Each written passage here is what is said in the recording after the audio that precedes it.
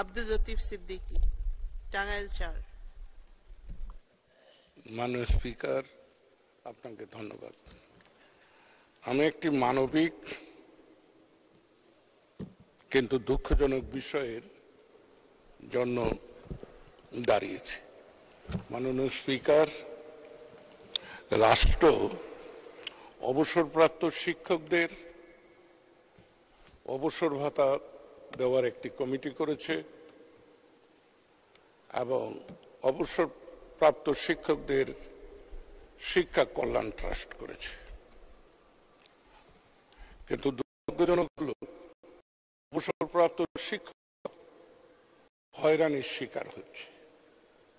2 বছর 3 বছর অবসরে যাওয়ার পরও তারা তাদের যে সুবিধাটি পাওয়ার কথা রাষ্ট্রের কাছ থেকে সেটি পেতে ব্যর্থ হচ্ছে। শুধু ব্যর্থ হচ্ছে তাই নয়, তাদের উপর জুলুমও হচ্ছে বলা যায়। ব্যাপারটি এইরকম, অনলাইনে তাদেরকে আবেদন করতে বলা হয়।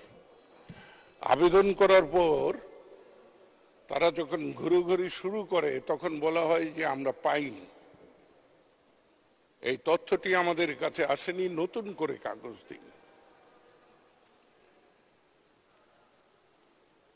এটি যখন বহু মানুষ আমার কাছে অভিযোগ করার পর, বহু অবসরপ্রাপ্ত শিক্ষয়িত্রীরা অভিযোগ করার পর, আমি আজকে সকাল 10টা থেকে 12টা পর্যন্ত এই ট্রাস্টের এবং অবসরপ্রাপ্ত ভাতা দানকারী প্রতিষ্ঠানের ডিজির সঙ্গে টেলিফোনে চেষ্টা করে ব্যর্থ হই। তখন বাধ্য হয়ে আমি মাউসির ডিজিকে টেলিফোন করে তাকে বলি যে আপনি একটু ব্যবস্থা করুন, ওদেরকে বলুন যে আমি কথা বলতে চাই। তো বেলা 1টার সময় আমি কল্যাণ ট্রাস্টের ডিজির টেলিফোন পাই। তিনি বলেন যে এগুলো অনেক জটিল ব্যাপার হয়ে গিয়েছে আর আমরা একটু পলায়নী মনোভাব দেখাচ্ছি। কারণ আমাদের কাছে অর্থের অভাব। তবে আপনাকে আনন্দের সঙ্গে জানাচ্ছি যে মাননীয় প্রধানমন্ত্রী আমাদেরকে এই সংকট থেকে উত্তরণের জন্য কিছু আর্থিক সুবিধা দিচ্ছেন। অতএব যে সমস্যাটি আছে সেই সমস্যাটি হয়তো তাড়াতাড়ি সমাধান হবে। সে কারণেই আমি মাননীয় স্পিকার আজকের এই পয়েন্ট অফ অর্ডারে দাঁড়িয়েছি যে এই সংসদে একটা সিদ্ধান্ত নেওয়া হোক, যারা অবসরে গিয়েছেন তারা বয়স্ক শিক্ষক এবং নারী শিক্ষক যারা, তাদের পক্ষে প্রত্যন্ত গ্রাম থেকে ঢাকা শহরে এসে,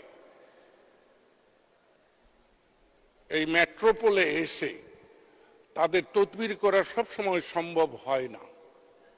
সেজন্য এই ভাতা বা কল্যাণ ট্রাস্টের যে দান, এটি যেন সহজে অবসরপ্রাপ্ত শিক্ষকরা পেতে পারে, সেজন্য আমি মাননীয় স্পিকার আপনার মাধ্যমে এই সংসদের নেতা, রাষ্ট্রের রাষ্ট্রনায়ক প্রধানমন্ত্রী শেখ হাসিনার কাছে বিনীতভাবে অনুরোধ জানাচ্ছি। মাননীয় স্পিকার, আপনাকে ধন্যবাদ। ধন্যবাদ মাননীয় সদস্য।